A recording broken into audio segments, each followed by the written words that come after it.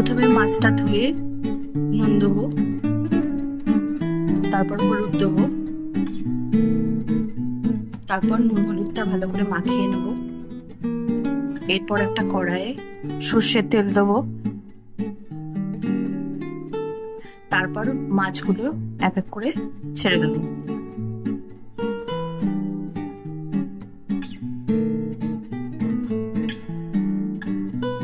তারপর মাছগুলো উল্টে পাল্টে ভেজে নেব।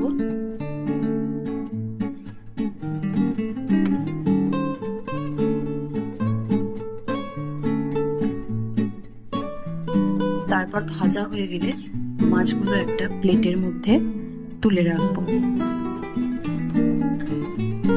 তারপর বেগুনটা লম্বা লম্বা করে কেটে নেব। তারপরে কড়াইয়ের যে বাকি তেলটা রয়েছে তার মধ্যে কালো জিরে দেবো, বেগুন দেবো, কাঁচা লঙ্কা দেবো, এরপর নুন হলুদ আর সামান্য মিষ্টি দিয়ে নাড়াচাড়া করে নেব। তারপর জল দিয়ে দেব। এরপর ঝোলটা ফুটে উঠলে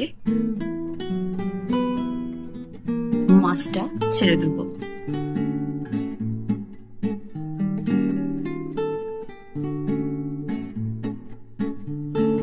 তারপর মাছগুলো ভালো করে ঝোলের মধ্যে ডুবিয়ে দেব